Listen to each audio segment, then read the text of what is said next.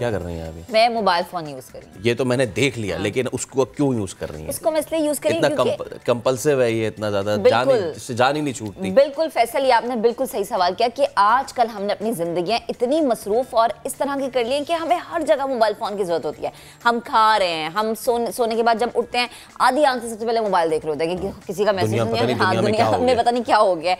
हम किसी काम वाली जगह पर है, 2 मिनट का भी अगर हमें फारिग वक्त मिलता है ना, हम फौरन से मोबाइल। और ये तो हम अपनी बात कर ली, ये जो छोटे बच्चे हैं इनके लिए खतरनाक है ये चीज़, इनके लिए बहुत ज़्यादा खतरनाक है और वालिदैन के लिए चीज़ बहुत ज़्यादा अलार्मिंग है। क्योंकि अब बच्चे हमारे जो हैं वो कहते हैं ना, वो ऐसे आना शुरू हो गए बच्चे मार्केट में कि ना वो मोबाइल के बगैर खाना खाते हैं, ना वो मोबाइल के बगैर कोई काम करते हैं। अगर उन्होंने पढ़ना है तो साथ उनको मोबाइल चाहिए होता है। फिर मैं इशू ये भी तो है ना कि कोविड के टाइम में जब ऑनलाइन क्लासेस का आगाज हुआ, उनका स्क्रीन टाइम वहाँ भी बढ़ गया। जहाँ एक जानिब वो बच्चे एंटरटेनमेंट के लिए उस स्क्रीन टाइम को बढ़ा रहे थे अपना, वहीं पे एंटरटेनमेंट के साथ अब एजुकेशन में भी उनके साथ कंपलसरी हो गया कि आपने भाई इसी पे करना है काम। और इस वजह से बच्चे क्या, हमारे जो अब के बच्चे हैं ना, वो तो आउटडोर गेम्स और जो चीजें हमने बचपन में एंजॉय किया ना, उनको मिस करते हैं। वो उनके लिए है ही नहीं, मोबाइल फोन से ज्यादा खेलते हमें नजर आते हैं। ऊपर से जैसे फैसल ने कहा कि जब कोविड आया तो सब कुछ और बदल गया, यानी मोबाइल फोन्स का इस्तेमाल और हो गया कि ऑनलाइन क्लासेस हैं तो बच्चों ने मोबाइल में लगे रहना है। इसके अलावा मैंने कुछ माएँ ऐसी देखी हैं जिनको बच्चे जो है ना ब्लैकमेल करते हैं कि अम्मा अगर मोबाइल नहीं आप देंगे ना तो ना तो हम सोएंगे और ना ही हम खाना खाएंगे। मतलब मेरे अपने घर में सोच लें अभी ठीक है, ये सोच लें आप, समझ रहे ना आप, सोच लें। तो इस सब पे हम बात करते हैं। क्लिनिकल साइकोलॉजिस्ट अमरीन अली हमारे साथ मौजूद हैं। अमरीन, अस्सलाम वालेकुम, thank you so much for coming to the studios. बड़ा अहम ये मामला होता जा रहा है, क्या असरात होते जा रहे हैं बच्चों पे, खास तौर पे बड़ी शिकायतें लेके आते हैं, मेरी आंखों में दर्द हो रहा है, माएँ कहती हैं मेरे बच्चे की आंखों में दर्द हो रहा है। तो छोटी सी बात है, कॉग्निटिव डेवलपमेंट पे कितना असर हो रहा है, ज़रा ये बताएं। बहुत ज़्यादा। देखिए, वैसे भी कोई चीज़ एक्सेसिव करने से कुछ ना कुछ प्रॉब्लम हो ही जाती है, right. Screen time pre Covid era में रिसर्चर्स बताती थी कि सिर्फ 20 मिनट्स होना चाहिए बच्चों के लिए, वरना उनकी कॉग्निटिव डेवलपमेंट लैग हो जाती है उनकी एज से। और 20 मिनट्स, अब सोचिए 20 मिनट्स में तो शायद वो एक कार्टून सीरीज़ भी नहीं देख सकते। बट कोविड के बाद रिसर्चेस हुई, नाउ दैट वी नो कि ऑनलाइन क्लासेस होती है, but still 40 minutes is still a time. 40 minutes से ज़्यादा एक वक्त में बच्चे को हमें लैपटॉप, मोबाइल या कोई भी स्क्रीन नहीं देना चाहिए। इवन बीइंग अ साइकोलॉजिस्ट मैं तो ये प्रेफर करती हूँ कि 40 मिनट्स भी साथ नहीं हो, विद द ब्रेक्स हो। क्योंकि आपके माइंड में एक ओवरवेलमिंग सी चीज़ें, आप बहुत ज़्यादा इम्पल्सिव होते हो बिकॉज एक टच पे सारी चीज़ें हो जाती है। And then you know parents से दैट बच्चा गेट्स हाइपर एक्टिव, इम्पल्सिव, उसको फ़ौरन से एक चीज़ें चाहिए होती है। अच्छा अमरीन, जैसे हम अक्सर में ये आम माएँ जो कि इस वक्त हमें देख रही हैं, वो अपने बच्चों की वजह से इस लिहाज से भी बहुत परेशान होती हैं कि बच्चा चाहे 1 साल का है, 1.5 साल का है, 2 साल का है, वो पहले बच्चों को ये आदत डाल देती हैं। बच्चा रो रहा है, फ़ौरन मोबाइल दे दिया, बच्चा चुप हो गया, बच्चा खाना नहीं खा रहा, फ़ौरन मोबाइल पे दिखा दिया। लेकिन फिर बाद में वो खुद परेशान होती हैं इस चीज़ से। उन माओं के लिए आप क्या सजेस्ट करेंगी? अगर बच्चा रो रहा है, आया उन्हें आप रोने दें, एक टाइम पे खुद ही चुप हो जाएगा, या इसका कोई मुतबादिल भी है? जी देखिए, सबसे पहले तो 5 साल तक होती है डेवलपमेंटल एज। इसमें आप जो आदत डलवाएंगे ना, पूरी ज़िंदगी वो चलेगी। फिर आप आगे हमसे शिकायत करते हैं कि ये कहता है, बिकॉज आपने वो आदत डलवाई है। फिजिकल एक्टिविटी बच्चों के लिए बहुत ज़्यादा इंपॉर्टेंट है, like you have already mention. बच्चे को स्क्रीन टाइम से ज़्यादा अगर आप फिजिकल एक्टिविटी में इंडल्ज करें, उसकी उस पर कि आप जाएँ खेलें, बहनों भाइयों के साथ खेलें, मोहल्ले में खेलें, कज़न्स के साथ खेलें, या अदर एक्टिविटीज़ करें। देखिए, कभी कभी रोना, अगर आप रोके फ़ौरन से चीज़ें दे देंगे तो बच्चा ये सीखेगा कि अच्छा मैं रोऊंगा तो मुझे चीज़ें मिल जाएगी, और ये रिपीट करता रहेगा। ये पूरा एक स्केड्यूल बन जाता है, ठीक है। सो हो सकता है कि कुछ चीज़ों में आपको बच्चों को रोने देना चाहिए, सो दैट उसको ये मैसेज नहीं जाए कि मैं रोऊंगा तो मुझे वो चीज़ मिल जाएगी। हम हमेशा चाहते हैं ऑल्टरनेट में कि बच्चे को बोले कि आप एक काम करें, हम आपको ये एक्टिविटी करवाते हैं, साथ इंडल्जो, टाइम दे बच्चों को। आजकल के पेरेंट्स टाइम देते हैं बच्चों को? बिल्कुल नहीं देते। मैं इसी चीज़ पे आ रहा था कि हमने बच्चों की कॉग्निटिव डेवलपमेंट पे बात कर ली, उन पे क्या साइकोलॉजिकल प्रेशर पड़ता है उनकी आंखों के थ्रू, वो उस पर बात कर ली। और हम इस पर कई बार बात कर चुके हैं, लेकिन मैं चाहूँगा थोड़ा सा इस पर बात करें। ये जो पेरेंटहुड साइकोलॉजी बन चुकी है कि ये लो और मेरी जान छोड़ो, इतना ज़्यादा इंडल्ज कर लिया है, पहली चीज़। दूसरी चीज़, बच्चे जो बड़ा करता है वही बच्चा देखता है, वही करता है। अब सॉरी टू से मोबाइल जब अब्बू आके यूज़ करेंगे घर में ऑफिस के बाद और वो लगे हुए उस पर, बच्चा वही देख रहा है, वो वही कर रहा है। हमारा बच्चों के साथ टाइम, जो क्वालिटी टाइम स्पेंड करना है, वो क्यों ख़त्म होता जा रहा है? वालिदैन को ज़रा इस पे तो ज़रा थोड़ी सी सर्विस करें ना। बिल्कुल, देखिए एक तरह से आई अंडरस्टैंड दैट अभी दोनों मेल फीमेल माँ बाप दोनों जॉब कर रहे हैं, दोनों को बहुत सारी चीज़ें देखनी होती है, but that doesn't mean that you should replace the family time. Family time एक बच्चे की इमोशनल कॉग्निटिव डेवलपमेंट के लिए तो इंपॉर्टेंट है ही, बट इमोशनल डेवलपमेंट के लिए बहुत इंपॉर्टेंट है। वो जब तक आपसे कंफर्टेबल होकर आपको अपनी बुलिंग के बारे में और अब्यूज़ के बारे में तब तक नहीं बताएंगे जब तक वो आपसे कंफर्टेबल नहीं होंगे, जब तक आप उनको अपने बचपन के बारे में नहीं बताएंगे। और ये डिस्कशन कब होगी? ये डिस्कशन रात को सोने के बाद तो नहीं हो सकती है, या फ़ोन देखते देखते थोड़ी ना हो सकती है। ये तब हो सकती है जब साथ में डिनर करें, आप लंच करें एक साथ डिस्कशन करें कि okay I had those bad times too, तुम बताओ, और बच्चा पे ट्रस्ट करके आपसे शेयर करेगा चीज़ें। अच्छा अमरीन, एक और चीज़ है, हमारी सोसाइटी में ये भी बहुत अलमिया है कि हम ये कहते हैं कि जैसे फैसल ने जिक्र किया ना कि माँ बाप जो करते हैं बच्चा देखते हुए वो वही कर रहा होता है। मुझे ये लगता है कि कुछ माँ बाप ऐसे होते हैं या कुछ पेरेंट्स जो हैं वो बच्चों की शायद ग्रूमिंग या उनका ब्रॉटअप ही ऐसा देते हैं कि बच्चा अपने पेरेंट्स पे उस लिहाज से एतमाद नहीं कर पाता और उसे लगता है कि शायद कोई और है या कोई और जिसके साथ मैं ये चीज़ डिस्कस कर सकूं।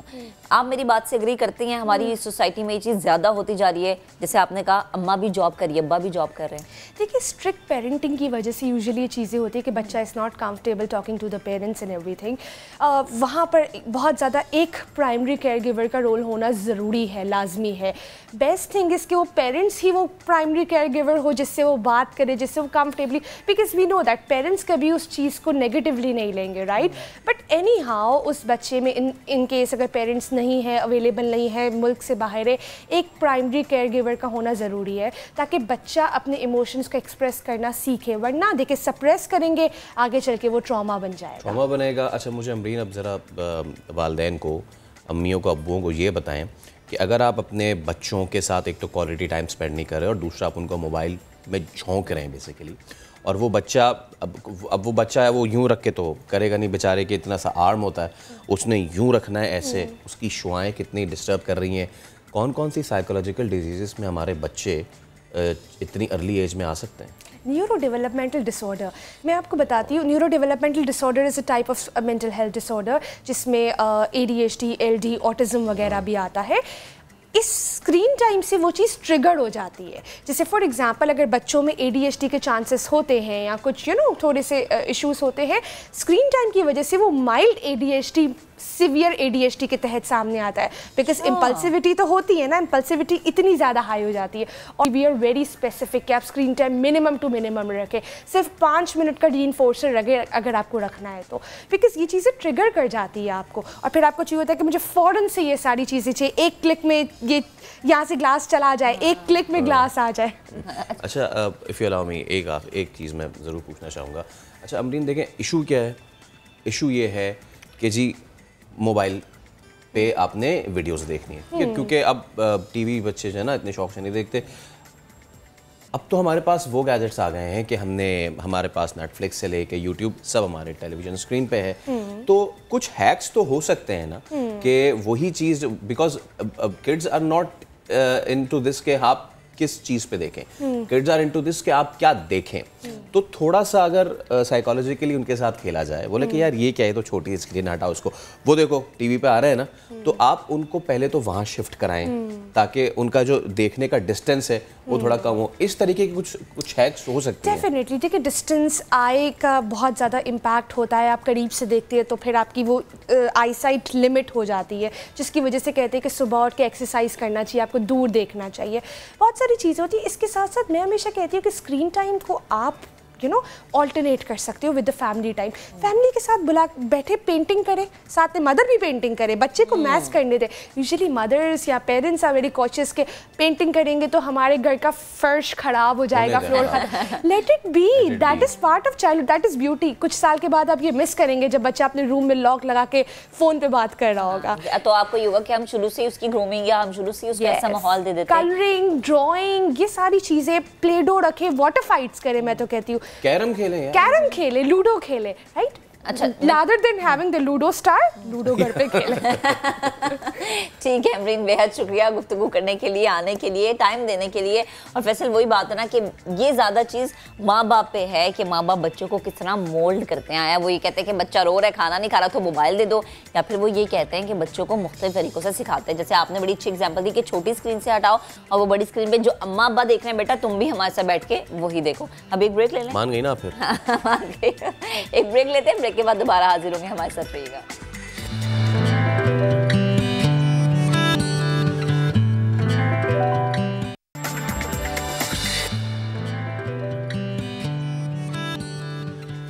Welcome back. अब बात कर लेते हैं दोबारा से मोबाइल के इस्तेमाल की। जैसे हमने ब्रेक पर जाने से पहले बात की थी कि बच्चे मोबाइल इस्तेमाल करते हैं जिसकी वजह से उनकी सेहत पे बहुत से असरात मुरतब होते हैं, लेकिन इसी चीज़ का, इसी टेक्नोलॉजी का एक पॉजिटिव इस्तेमाल भी है जिससे क्या होता है आपकी इनकम बड़ी अच्छी हो जाती है। यानी आप मोबाइल के थ्रू ही ऑनलाइन कारोबार करते हैं और ये कारोबार पाकिस्तान में तेज़ी से मकबूल हो रहा है।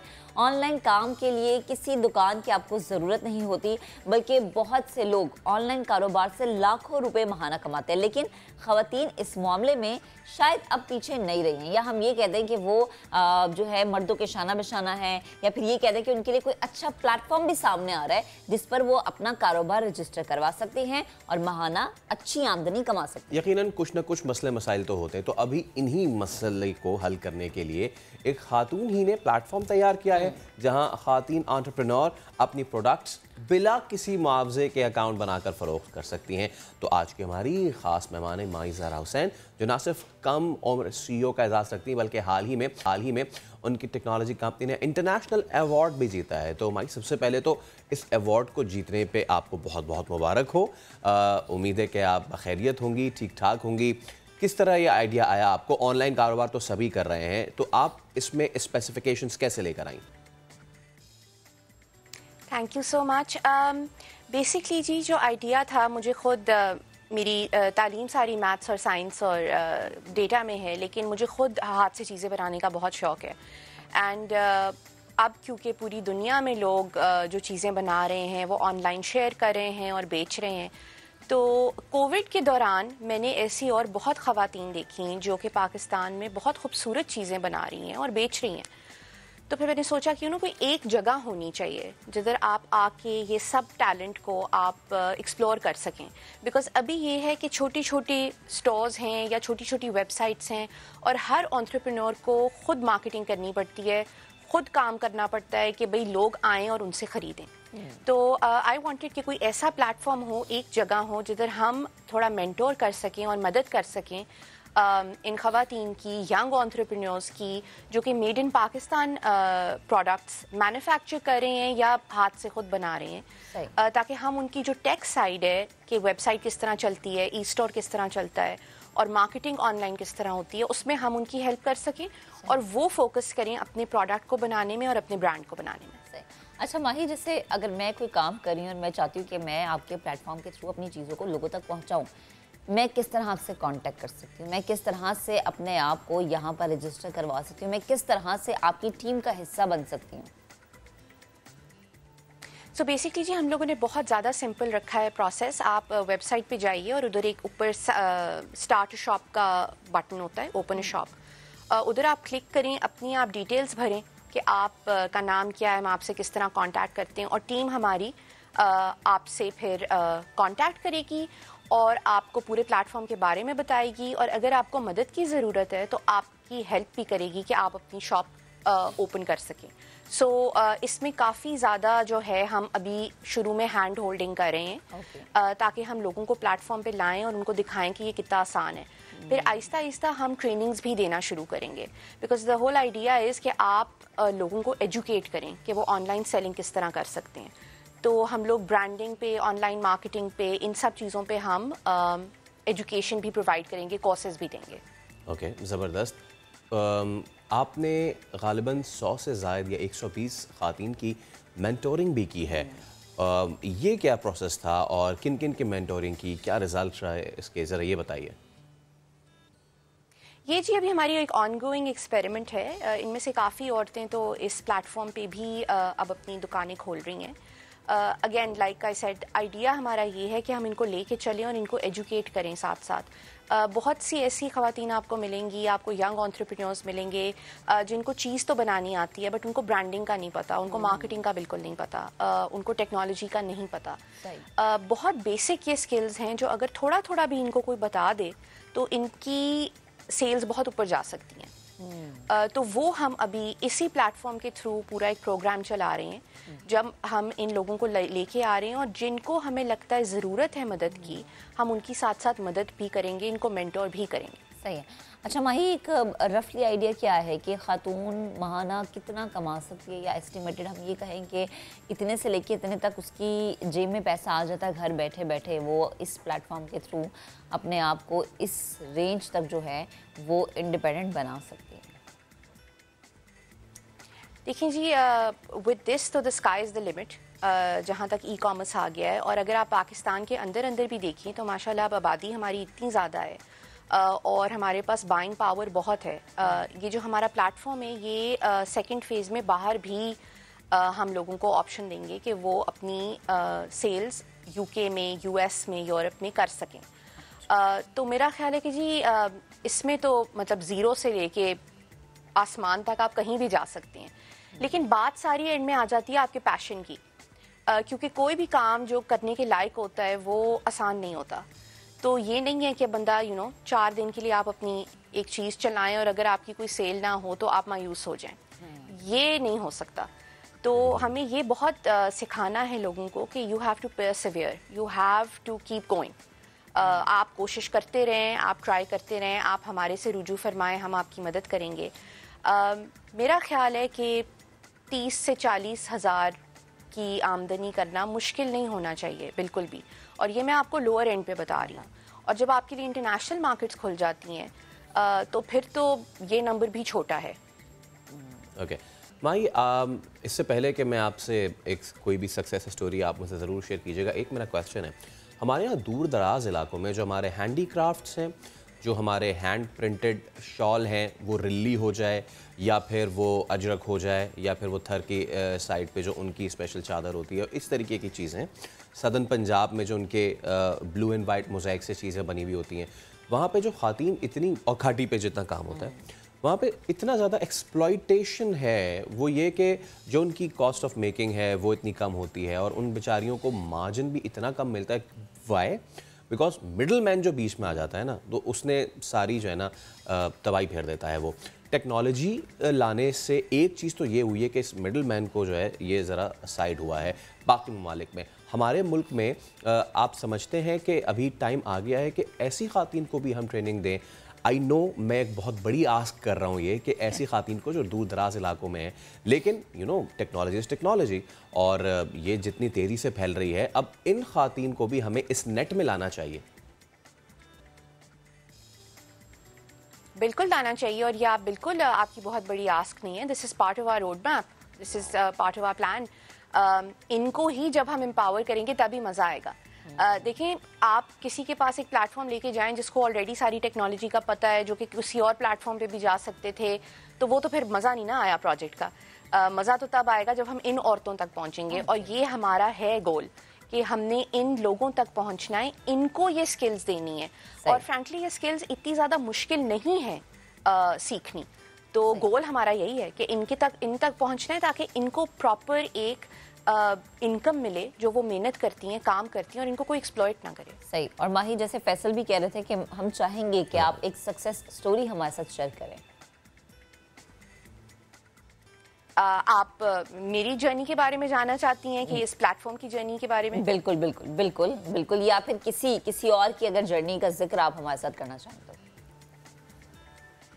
सो बेसिकली मेरी खुद मैथमेटिक्स में है सारा मेरी एजुकेशन है। जब टेक्नोलॉजी कंपनी मैंने ज्वाइन की तो अभी हम मोस्टली जो काम करते हैं हम बाहर के मुल्कों में कंपनीज के साथ काम करते हैं। यहाँ आने का और लोकल मार्केट में काम करने का बस एक ही मकसद है कि हम किसी तरीके से बेहतरी ला सकें टेक्नोलॉजी के थ्रू, जिस तरह आप कह रहे हैं। और इसी प्लेटफॉर्म के थ्रू ऑलरेडी हमें इतनी कहानियों का पता लगा है, इतनी यंग लड़कियों ने हमें लिखा है, कुछ हमें सिंगल मदर्स ने लिखा है, जो अपनी बेटियों को बच्चों को बड़ा कर रही हैं, they want to educate them. और मेरा ख्याल है कि इस प्लेटफॉर्म के थ्रू मदद बहुत हो सकती है। बहुत ज़्यादा कहानियाँ हैं। कुछ बिज़नेस स्टूडेंट्स हैं जो पढ़ रही हैं और उनको ज़रूरत है कि वो थोड़ी सी इनकम अपनी कमाएं, लेकिन वो कुछ बनाती हैं बट उनको नहीं पता वो कहाँ बेचें। तो जब उनको हमारे प्लेटफॉर्म के बारे में पता चला तो वो बहुत एक्साइटेड थी। हमें ख़त लिख रहे हैं लोग कि थैंक यू सो मच, इस तरह का प्लेटफॉर्म हमें नहीं पता था कि पाकिस्तान में भी अवेलेबल है। और एक जो चीज़ आई थिंक मसला होती है, लोगों के पास बजट कम होता है। तो क्योंकि हमारे प्लेटफॉर्म पे ये है कि आपकी कोई साइन अप फीस नहीं है, कोई कमीशन नहीं हम चार्ज करते, आपकी शॉप बिल्कुल फ्री है।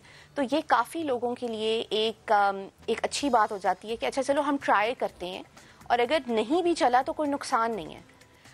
क्योंकि एक वो भी तो बहुत बड़ी बात होती है ना, अगर आप एक छोटे से अमाउंट से भी अगर आप शुरू करें, 2000-3000 रुपये महीना, अगर आप किसी से सब्सक्रिप्शन लें तो वो उनके लिए एक बड़ी अमाउंट हो सकती है, और वो एक उनके रास्ते में रोड ब्लॉक हो सकता है कि भाई हम ये नहीं कर सकते क्योंकि हमें इतने पैसे चाहिए। तो वो चीज़ जो हमने एक रिमूव की है, उसकी वजह से काफ़ी ऐसे लोग आ रहे हैं प्लेटफॉर्म पे जो आई एम होपिंग कि 6-8 महीने में मैं आपके साथ उनकी सक्सेस स्टोरीज शेयर करूँगी। ज़बरदस्त। और क्योंकि अभी तो हमें पता है कि वो शुरू कहाँ से कर रहे हैं। माही, मुझे आखिर में ये बताती जाएं, what's your business model then? Obviously जितना भी ये तमाम तरह ऑनलाइन काम होता है उसके पीछे भी कुछ ना कुछ तो खर्चा आता है।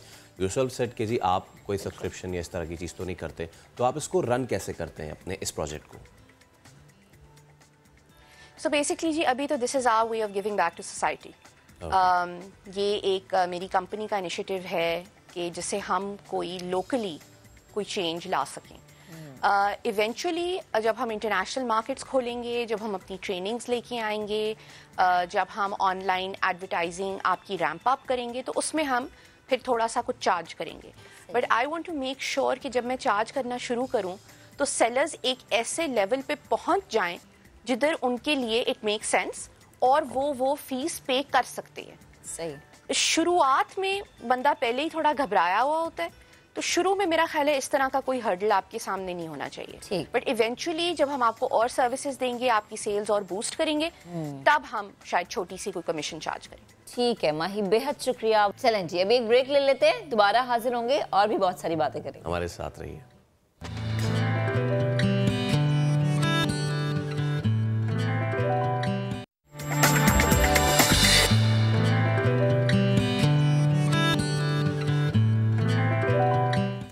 Welcome back. ऑस्ट्रेलिया 24 साल बाद आई, फिर बारिश भी आई, लेकिन टेस्ट मैच का नतीजा नहीं आया क्योंकि विकेट ऐसी बेजान थी कि ये टेस्ट ड्रॉ हुआ और ड्रॉ ही होना था इसको। तो ये रिपोर्ट आपको दिखाते हैं। चीज़ से मुझे इख्तलाफ है, ग्राउंड सज रहा है, मतलब कि आप कभी गई हैं नेशनल स्टेडियम? मैं एक दफ़ा गई हूँ। आप गई हैं ना, तो आपको वहाँ मैच देखने का कैसा एक्सपीरियंस था? अब बहुत ज़्यादा अच्छा नहीं था। अच्छा, वो तो आपको खाना बाहर मिला होगा ना इसलिए अच्छा नहीं था, लेकिन जो स्पेक्टेटर्स आते हैं, मतलब कि इस पे अब बात हम करेंगे भी आगे कि वो स्टेडियम में आप बैठते हैं, उसके बाद सामने होते हैं इतने बड़े बड़े जंगले और कहीं कहीं इंक्लोजर में आते हैं इतने बड़े बड़े पिलर्स, तो बंदा अगर शॉट लगाया और वो चौका उससे मारे तो पिलर में बंदा यूं झाँक के देगा, पहली चीज़। दूसरी चीज़, वो 1.5 किलोमीटर की जो है सिर्फ बाउंड्री स्टैंडी से लेके बाउंड्री तक इन्होंने जगह बनाई हुई है, उसके बाद फिर मैच आपको दिखाई देता है। तो इस सब पे जो है ना थोड़ा सा नजरसानी करनी चाहिए। कराची नेशनल स्टेडियम को रिवैम्प की शदूद ज़रूरत है, उसी तरह जिस तरह हमारी वुमेन वर्ल्ड कप की टीम जो है पाकिस्तान की, उनको ज़रूरत है। क्यों? क्योंकि वो ऑस्ट्रेलिया से भी शिकस्त खा गई। बिल्कुल, दूसरी शिकस्त है ये, और ऑस्ट्रेलिया ने 7 विकेटों से हराया है। तो क्रिकेट से जुड़ी ये सारी खबरें आपने देखी। अब क्रिकेट से जुड़े इन सारी खबरों पे तजिया लेते हैं। सीनियर स्पोर्ट्स तजयकार आदिल अज़हर हमारे साथ मौजूद हैं। आदिल भाई अस्सलाम वालेकुम, गुड मॉर्निंग। उम्मीद है कि आप खैरियत से होंगे। हम कराची टेस्ट की पहले ज़रा बात कर लेते हैं, उससे पहले पिंडी टेस्ट की। ऑब्वियसली बहुत से लोग इस पर नाराज़ हैं, आप भी नाराज़ हैं कि यार किस तरह के विकेट बनाई है। पर्सनली मैं खुश हूँ कि भाई कम से कम टीम तो आ गई ना। हमारे लिए इस टेस्ट का रिज़ल्ट, इस सीरीज़ का रिज़ल्ट आई गेस इतना इंपॉर्टेंट नहीं होना चाहिए जितना कि ये कि अब हम इस पूरी सीरीज़ को बनाएंगे टेस्ट केस और बोलेंगे कि जी दुनिया की बड़ी टीम आ गई इधर, अब सारे लाइन लगाएं और चुपचाप इधर आ जाएं। योर कमेंट ऑन दैट सबसे पहले तो। देखिए, thank you so much guys for having me again. और बिल्कुल देखिए, ये मेरा ये ख्याल है कि इन दोनों चीज़ों को ना हमको फैसल सेपरेट करना पड़ेगा। यस, ऑस्ट्रेलिया एक बहुत हाई प्रोफाइल टीम है जो पाकिस्तान आ गई है। याद रहे, ऑस्ट्रेलिया तो वो टीम है जो पाकिस्तान उस वक्त भी नहीं आई थी जिस वक्त पूरी दुनिया यहाँ पर आकर खेल रही थी। 1998 के बाद देखिए ये जो श्रीलंकन टीम पे हमला हुआ, ये तो 2009 में हुआ है ना। ऑस्ट्रेलिया 2002 की भी अपनी सीरीज जो है वो पाकिस्तान खेलने को नहीं आया था, और यूएई में वो सीरीज खेली थी जिसमें हमारी बहुत खराब कारकर्दगी जो है वो उसमें रही थी। सो चलिए इस पॉइंट ऑफ व्यू से तो ये अच्छा हो गया, अल्लाह का शुक्र है कि जी पहला टेस्ट हो गया। अब इंशाल्लाह ये एक एक हम छोटे छोटे माइलस्टोन्स अचीव करते रहेंगे। लेकिन Faisal, we have to look at the bigger picture as well. Bigger picture जो है that is the world test championship, ठीक है जी। वर्ल्ड टेस्ट चैंपियनशिप में पाकिस्तान अपने बड़े इंपॉर्टेंट पॉइंट्स गंवा चुका है पिछले साल, जब पाकिस्तान को वेस्ट इंडीज के हाथों शिकस्त हुई थी इन वेस्ट इंडीज। अब ये जो हमने मैच ड्रॉ खेल दिया है, we have lost these points, याद रखिएगा, बिकॉज इस सीरीज से हमारी एक्सपेक्टेशंस यही थी कि Pakistan will be winning matches here और यहाँ पे पॉइंट्स हासिल कर रहा होगा। बहुत डिफेंसिव हो गए हैं, या तो बहुत बड़ी गलती हो गई है जो ग्राउंड के क्यूरेटर वगैरह हैं या कुछ हैं कि जी हम एक स्पिन ट्रैक बनाने गए थे और हम एक बिल्कुल ड्राई ट्रैक, और ये तो खैर विकेट जब उसका जलवा अफरोज हुई थी तो देख के नजर आ गया था कि यार ये क्या विकेट है, ये तो बिल्कुल एक फ्लैट ट्रैक लग रहा है, और उसने बिल्कुल वैसे ही बिहेव किया। लेकिन ये चीजें अब नहीं चलेंगी, यानी people want entertainment, people want results. मजाक उड़ेगा दुनिया में हमारे इस तरह के ट्रैक्स पे। सो वो दो बातें बिल्कुल डिफरेंट। यस, अल्हम्दुलिल्लाह the series is progressing well, Australians are having a very good time here in Pakistan, but we want results और उसके लिए we need better wickets. Exactly. अच्छा, अब आदिल, कराची की विकेट क्या पिंडी की विकेट की तरह ही होगी या हम कुछ बेहतर तवक्को रखें? देखिए, मुझे जो बहुत डर लग रहा है, कल हम अपने प्रोग्राम गेम सेट मैच में भी शाहिद खान अफरीदी बैठे हुए थे और लाला मेरी इस बात से एग्री कर रहे थे कि अब हम ओवरडू ना कर दें। यानी एक होता है ना, अब पीसीबी प्रेशर में आ गया, दुनिया में बात हो रही है कि यार ये क्या विकेट बना दी। Rawalpindi which has always been a very result oriented wicket, आपने उसको एक मुर्दार किस्म की विकेट में कन्वर्ट कर दिया। अब कराची में कहीं ऐसा ना करें कि वो इतनी लाइवली विकेट बना दें कि वो हमारे लेने के देने पड़ जाएं। सो नहीं, मेरा ये ख्याल है कि अब सिचुएशन बदलनी चाहिए, बदलेगी। Yes, PCB will be under pressure. I really hope जितना भी इनका क्यूरेशन का, जितना भी क्यूरेटर का, ग्राउंड्समैन का एक्सपीरियंस है वो इसमें लगाएं। पाकिस्तान की जो स्ट्रेंथ है वो स्पिन बॉलिंग है, बट स्पिन को खेलना है। मेरा ये ख्याल है कि हमको वही उसी के मुताबिक विकेट बनानी पड़ेगी। राइट। अच्छा अदील, अगर हम इस टेस्ट मैच से ये इसका मुर्दार पर निकाल दें तो इससे हम क्या पॉजिटिव्स लेके कराची टेस्ट में एंटर हो रहे हैं? Positives from batting and positives from bowling. देखिए, पॉजिटिव फ्रॉम बैटिंग जो है वो ये कि हमारे ज्यादातर खिलाड़ियों को बहुत टाइम मिला बैटिंग करने का। लाइक स्पेशली जो हमने आखिरी दिन ऑस्ट्रेलियंस को, देखिए मैं तो बल्कि ये सोच रहा था हर थोड़ी देर में मैच लगा के मैं देख रहा था कि शायद कुछ जान आ जाए इसमें, स्कोर चेक कर लें। मेरे ख्याल से जितने सालों उन्होंने हमें तड़पाया है ना आने का, मेरे ख्याल से हमने पिंडी में सारा बदला ले लिया उनसे कि यार अब तुम तड़पो यार ग्राउंड में। यानी ये पैट कमिंस और ये दुनिया के टॉप, अगर आप दुनिया के टॉप 10 बॉलर उठाएंगे, आई थिंक देयर आर 3 और 4 ऑस्ट्रेलियंस जो उस दिन खेल रहे थे वो उसमें मौजूद होंगे। लेकिन वो ऐसे कोई, जिसे कहना चाहिए ना कि वो सुध पतंग जो होती है ना, वो बिल्कुल उसी तरह वो ऐसी बॉलिंग कराए जा रहे हैं। हमारे लड़के जो है उस पर रन लिए जा रहे हैं। I think from the confidence gaining point of view, Imamul Haq like 2 century, जबरदस्त। Abdullah Shafique, we always knew he is a big talent, very lucky, बहुत कम फर्स्ट क्लास क्रिकेट खेल के ऑलरेडी पाकिस्तान क्रिकेट ना होने के बराबर first class cricket Pakistan team में आ गया। Now he has got a century against Australia, ये बहुत बड़ा पॉजिटिव है। और जो एक और बड़ा इंपॉर्टेंट पॉइंट है, इतनी डेड विकेट होने के बावजूद Faisal, We got Australia all out. हमने उनको ऑल आउट किया। ऑस्ट्रेलिया पूरे टेस्ट में पाकिस्तान की सिर्फ 4 विकेटें ले सका। सो मेरे ख्याल से ये 2 बहुत बड़े पॉजिटिव पॉइंट हैं, और कुछ साइकोलॉजिकल डेंट जो है वो ऑस्ट्रेलियन बॉलर को जरूर पहुंचा होगा इस रावलपिंडी टेस्ट। अच्छा चले, हमने वाइट किट क्रिकेट की तो बात कर ली।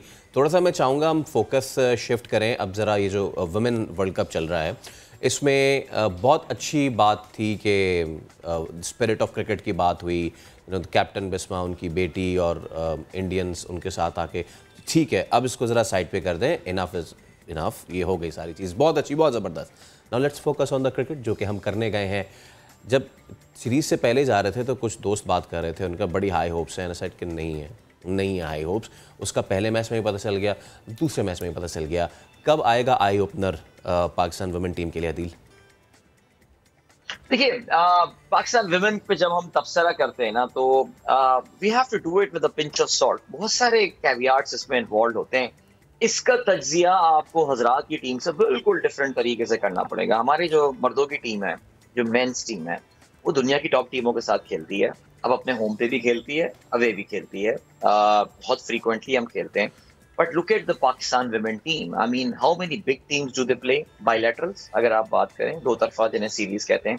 We are playing matches against West Indies. We're playing against Sri Lanka. बहुत हो गया, हमने साउथ अफ्रीका से खेल ली. बट इंडिया तो खैर हमसे खेलता नहीं है. But teams like Australia and England, New Zealand, कितनी क्रिकेट हम इनके साथ खेलते हैं. मेरा ये ख्याल है कि बहुत अभी टाइम दरकार है. आई मीन एक्सपेक्टिंग कि पाकिस्तान की विमेन टीम कोई बड़ा जबरदस्त टीम मार के आ जाएगी. यस, ऑन एंड ऑफ हमने जैसे इंडिया को एक बार वर्ल्ड कप में हरा दिया था, इस तरह के रिजल्ट्स मिल सकते हैं. लेकिन जब तक आपकी टीम रेगुलरिटी के साथ बड़ी टीमों के साथ नहीं खेलेगी, कुछ नहीं होने वाला. ये रिजल्ट्स ऐसे ही चलते रहेंगे.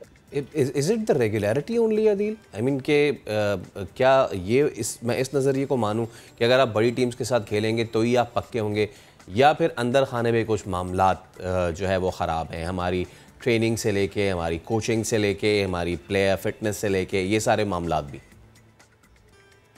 देखिए, हमारे प्रोग्राम गेम सेट मैच में हमने 2 दिन पहले मैंने और सवेरा ने जलालुद्दीन साहब को बुलाया था और इसी पर्सपेक्टिव और पॉइंट ऑफ व्यू से बुलाया था कि विमेन क्रिकेट को वो बहुत करीब से उन्होंने देखा, because he had been the chief selector for a reasonable time Pakistan women cricket team के. उन्होंने एक टेक्निकल चीज की तरफ पॉइंट आउट की. उन्होंने कहा कि यार हमारी जो लड़कियों की बेल्ट है ना, वो ऐसी नहीं है कि आप कंपेयर कर सकें विद द ऑस्ट्रेलियन जो सफेद फार्म खिलाड़ी जिन्हें आप कहते हैं. हमारे यहाँ अब क्या हो रहा है कि एक भेड़ चाल चल पड़ी है कि छक्के चौके मारने हैं सब लड़कियों को. वो उसी चक्कर में आउट हो जाती हैं, which is why we are not. फिर हम डिफेंसिव पे चले जाते हैं, जैसा कि इंडिया और ऑस्ट्रेलिया दोनों गेमों में हमारे साथ हुआ. हम जल्दी विकेट लूज कर देते हैं और फिर उन्होंने कहा जी हमारी जो स्ट्रेंथ है वो स्पिन खेलना है और स्पिन कराना है और वो सारी बातें. ये टेक्निकल चीजें अपनी जगह हैं, बट एक टैलेंट के पूल की कमी है. आप ट्रायल करते हैं, बहुत मुश्किल से फातिमा सना एक आपको बड़े अरसे बाद एक ऐसी बंदी मिली है कि जिसको आप आगे लेकर ले जा सकें. ऑलरेडी उनको तो आईसीसी ने भी रिकॉग्नाइज कर लिया है. सो फैसल, मेरे ख्याल से पूरा प्रोग्राम हो सकता है कि इशू हमारी खवातीन क्रिकेट के साथ हैं क्या. बट आई थिंक आप भी सही चीज की तरफ पॉइंट आउट कर रहे हैं और बड़ी टीमों के साथ ना खेलना. Same is the problem with your hockey team. I mean क्या प्रॉब्लम हो रही है? You are just not playing the big teams. आपके पास टैलेंट नहीं आ रहा है.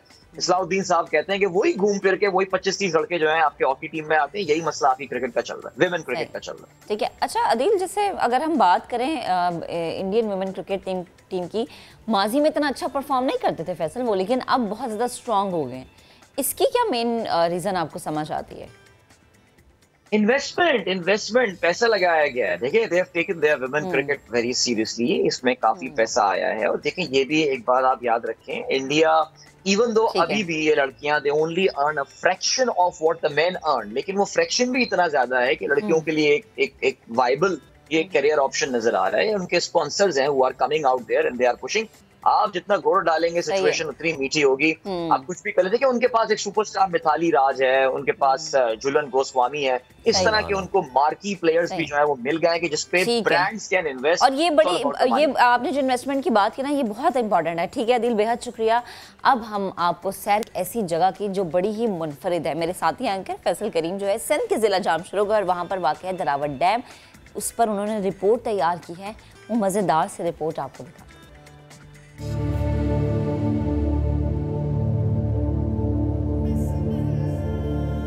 डैम के किनारे रहने वाले बकरवाल बच्चे की ये आंखें मुंतजिर हैं बारिश की.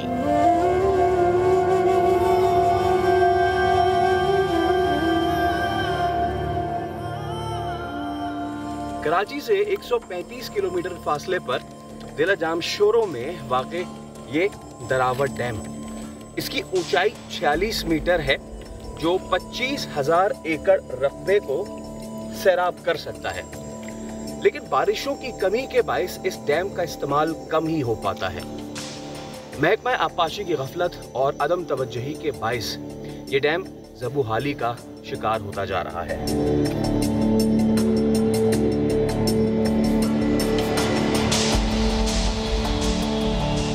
इस डैम में ज्यादातर बारिश का पानी आता है और कहा यही जा रहा था कि इस रिजर्वॉयर के बनने के बाद, जो कि 11 बिलियन से जायद की रकम से बना है, ये बनने के बाद आसपास के जितनी भी आबादियां हैं, ना सिर्फ उनका पीने का पानी का मसला हल होगा, बल्कि उनकी इरिगेशन, उनकी फसलों का मसला भी हल होगा और उनके जो जानवरों के लिए पानी है उसका भी मसला हल होगा.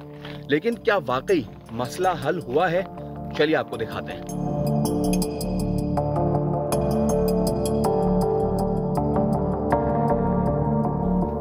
जब यह सर्वे किया गया था तो इस डैम का कमांड एरिया 25,000 एकड़ इसका तखमीना लगाया गया था, और उस 25,000 एकड़ जमीन को आसपास की जो लैंडलेस यानी कि बेजमीन खातीन हैं उनको सिंध हुकूमत की तरफ से वो डिमार्केट किया जाना था और उसके बाद उनमें वो तकसीम की जानी थी।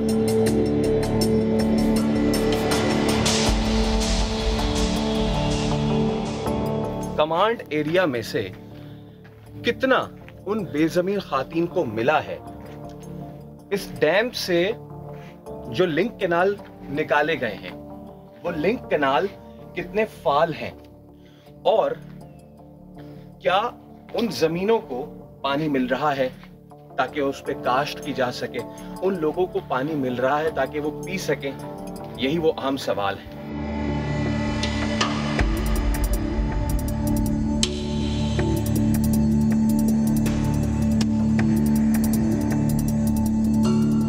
जिन लिंक कैनाल्स में बहते पानी की सुरीली आवाज होनी चाहिए थी, वहां सूखी पपड़ियों की चरचराहट इस डैम का मुंह चिढ़ा रही है।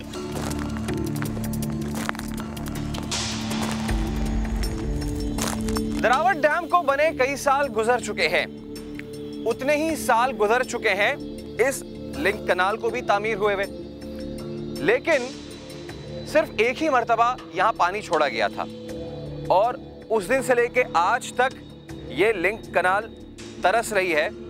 इस कैनाल का हल्क खुश्क हो चुका है, बल्कि अब इसमें खारदार पौधे, झाड़ियां, कांटे और ये पपड़ियां तक उग चुकी हैं। और यहीं करीब 2 गांव हैं, हाजी इब्राहिम दल और रमदान दल। अगर इस लिंक कैनाल में पानी आ जाता है तो फिर इन दोनों गांव की खातीन को यहां से कई किलोमीटर दूर चल के पानी लेके अपने गांव तक आने की जरूरत पेश ना आए। अगर इस लिंक कैनाल में पानी छोड़ दिया जाए तो यहां की बज़ाहिर बंजर लगने वाली जमीन पर फसल उगाए, वो जमीन कि जिसके रहायशी डैम करीब होने के बावजूद साला साल से बारिश का इंतजार करते हैं कि कब आसमान बरसे और जमीन का सीना चाक करके फसल उगे।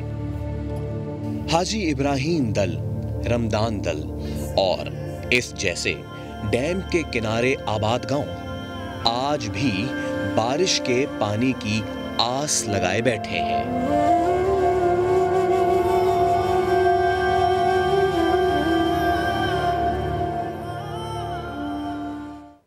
रिपोर्ट हमने आपको दिखाई, इसी पर बात करेंगे। हलीम आदिल शेख साहब ने हमें ज्वाइन किया है। सर, बेहद शुक्रिया वक्त देने के लिए। जो हमने मनाजिर दिखाए, मेरे तो साथी एंकर फैसल गए, खुद उन्होंने यहाँ पर चीज़ें मॉनिटर की। बड़ा दुख होता है हमें कि पानी से महरूम, और ये वो बुनियादी सहूलियत है जो कि मिलनी चाहिए हर हाल में। लेकिन फैसल जो यहाँ पे हाल देखा ना, यकीन करें दुख होता है हमें ये बताते हुए कि इस तरह की चीज़ें पाकिस्तान में इतनी बेकदरी। हलीम साहब, मज़े की बात यह है कि ये बनाया खुद पीपल्स पार्टी ने। यहाँ पे जो तख्ती लगी है वो भी जरदारी साहब के नाम की लगी हुई है। अब डैम बना दिया, सब कुछ हो गया, लेकिन जो लिंक कैनाल निकाली है, इस लिंक कैनाल में पानी नहीं छोड़ेंगे तो आसपास के गांव वाले फिर बारिश का ही मुंतज़िर रहेंगे ना। फिर फैसल, बिल्कुल, आप तो ख़ुद भी आंखों से देख कर आए हैं और मैंने ख़ुद भी यहाँ पहले से गया हुआ हूँ। इशू ये है कि पीपल्स पार्टी हर वो काम कर लेती है। उस वक्त इनकी गवर्नमेंट थी और 2013 में जाते जाते इन्होंने, राज्य में फेडरल गवर्नमेंट थी, फेडरल गवर्नमेंट तो अल्टीमेटली सोचती है, तकरीबन 9.3 बिलियन से का ये मनसूबा था जिसका इफ्ताह हुआ था। 2010 में इसका प्लान बना था, 2013 में इफ्ताह हुआ था। उसके बाद जरदारी साहब तो चले गए थे, लेकिन ये डैम बनता रहा था और उसके बाद आज तक ये फेडरल गवर्नमेंट इस पर अपना काम करती रही। लेकिन इशू ये होता है कि डैम इसलिए भी बनाए जाते हैं, बड़े बड़े प्रोजेक्ट्स इसलिए बनाए जाते हैं कि उसमें किकबैक्स भी इनको लेना होता है। ठीक है, डैम बन गया, सब कुछ हो गया, उसके बाद ये लिंक कैनाल्स का या इस पानी को आगे, इसकी पानी जमा होने के बाद इसकी आगे तकसीम, इसकी आगे तरसील, इसके आगे जाना, ये इरिगेशन डिपार्टमेंट की ज़िम्मेदारी है। और आपको पता है, सिंध इरिगेशन डिपार्टमेंट ये एक करप्शन का इतना गोरख धंधा है जिसमें सिंध में जो आज तबाही है, जिसकी वजह से ना टेल पे पानी जाता है, उसकी ज़िम्मेदारी इरिगेशन डिपार्टमेंट है। मैं होकर आया हूँ, आपने भी देखा कि वहाँ गाँव के लोग मतलब समंदर में रहते हुए प्यासे हैं, पानी होते हुए प्यासे हैं, डैम मौजूद है, सिर्फ पीने का पानी तक नहीं, जबकि इसकी तो इसलिए बनाया गया था कि कुर्ब जवार, ये बरानी एरियाज़ हैं, ये नहरी पानी है नहीं यहाँ, ताकि जब बारिशों में पानी इकट्ठा हो जाए तो उसके बाद ये इलाका सैराब हो सके। इस बड़े डैम के होने के बावजूद, अरबों रुपए खर्च होने के बावजूद, इनकी नाअहली की वजह से आज वहाँ के लोग पीने के पानी से महरूम हैं, जबकि ये तो उनको सैराब करने के लिए था। इससे उनका इरिगेशन सिस्टम होना था, इनकी ज़मीनें आबाद होनी थी, खुशहाली आनी थी। ये डैम खुशहाली का डैम था, ये तो खुश्की का डैम बन गया है। और हलीम साहब, मज़े की मैं आपसे बात शेयर करूं कि डैम के नीचे नीचे तो ये मैं अपनी टीम को भी क्रेडिट दूंगा, यकीन माने कि जान पे खेल के काम करके आए। डैम के नीचे नीचे तो शूट कर लिया, डैम एरिया में आपको कैमरा निकालने की इजाज़त नहीं है, डैम एरिया में आपको शूट करने की इजाज़त नहीं है। जब हमें रोका जा रहा था तो हमें नहीं पता था कि क्यों रोक रहे हैं, बाद में जब हमने किसी न किसी तरीके से मामलात कर लिए तो पता चला अच्छा इसलिए किए जा रहे हैं। बारानी पानी पीछे बलूचिस्तान की साइड से आता है, जमा होता है, ये कहीं जाता भी है। हलीम साहब, आपको पता है कि ये पानी जाता कहाँ है अगर लोगों के पास नहीं जा रहा तो? देखिए, मैं आपको बताना चाह रहा हूँ कि बारानी पानी को रोकने के लिए बहुत सारे डैम्स बनाए गए थे, जिसमें ये दरावट डैम भी शामिल है, लेकिन आगे उसकी प्लानिंग ख़त्म हो गई। ये पानी बजाय इसके ज़मीन में बजाय ये यहीं से खुश्क हो जाता है और इसका मसरफ़ कोई नहीं होता है, या यहाँ से इनको आप देखिएगा, जैसे डिटेल में जाइए, ये कहीं ना कहीं डाइवर्ट हो रहा होगा जहाँ आम लोगों की ज़मीनें नहीं होंगी, जहाँ बड़े लोग जो वहाँ के सरदार हैं, वहाँ के जागीरदार हैं, वहाँ के ज़रदार, उनके पास भी पानी ट्रांसफ़र हो सकता है, चूँकि आम आदमी के पास जिसको खुशहाल करने के लिए था उसके पास नहीं जा रहा। बहुत सारे डैम्स बनाए गए लेकिन खवास के फ़ायदे के लिए, आवाम के फ़ायदे के लिए नहीं है। लेकिन अब इंशाल्लाह मैं समझता हूँ समा की टीम को और आपको सलाम पेश करता हूँ, आप लोग वहाँ गए, इंशाल्लाह हम दोबारा वहाँ जाएंगे और एक बहुत बड़े इस इशू को, चूँकि लोगों की ज़िंदगी मौत का मामला है, इंशाल्लाह उसको रेज़ भी करेंगे और समा के हम शुक्रगुज़ार हैं और आपके शुक्रगुज़ार हैं। बिल्कुल हलीम साहब, हम भी चाहते हैं कि मेरे साथी एंकर, हमारी टीम वहाँ पर पहुँची, आप भी पहुँचे, ज़रा मनाजिर मज़ीद आप देखें, और जो ये लोगों का मसला है ना पानी वाला, ये बड़ा ज़रूरी है हल होना। हलीम साहब, एक और चीज़ है जिस पर मैं चाहूँगी आपका कॉमेंट है ना, आज खान साहब कराची आ रहे हैं, एक रोज़ा दौरा है खान साहब का, मुलाकातें भी यहाँ हैं, कुछ तब्दीली हम देख पाएंगे? देखिए, अल्हम्दुलिल्लाह तब्दीली तो हमने पहले ही देख ली है। सिंध हुकूमत ने 14 साल में 8,900 अरब आने के बावजूद डेवलपमेंट पे सिर्फ 1,600 अरब रुपए लगाए, और प्राइम मिनिस्टर इमरान खान की गवर्नमेंट में, हमारी गवर्नमेंट में इस पिछले साल से लेकर 3 साल के लिए 1,000 अरब के पैकेजेस रखे गए और जो स्टार्ट भी हो चुके हैं। तो तब्दीली तो हम अल्हम्दुलिल्लाह देख चुके हैं, कोई ना देखना चाहे तो उसका इलाज नहीं है। ग्रीन लाइन देख चुके, नाले हम देख चुके, KCR का इफ्तिताह हम देख चुके, BRT का इफ्तिताह हम देख चुके, K4 जो कि 13 साल से सफ़ेद हाथी बना हुआ था, K4 पे अल्हम्दुलिल्लाह वापडा के हवाले हो चुका, K4 पे काम शुरू हुआ चाहता है, हम देख चुके। मतलब ये तो हम देख चुके हैं ना जी। ग्रीन लाइन एक हकीकत है, नाले साफ़ होना एक हकीकत है, लोगों का ना डूबना एक हकीकत है।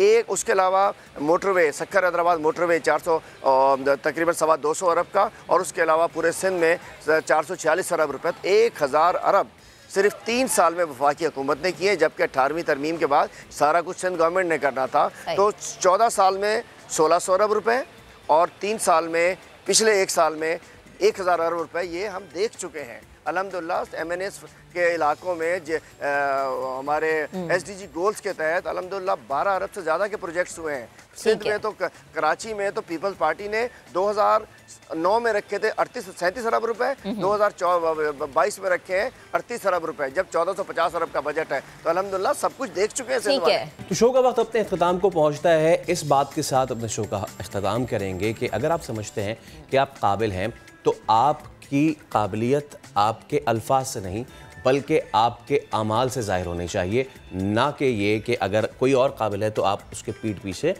उसकी काट करें। कोशिश करें कि परफेक्ट कंपटीशन वाले उसूल को अपनाएं और उसकी काबिलियत को अपनी काबिलियत से मैच करें ताकि मज़ा भी आए।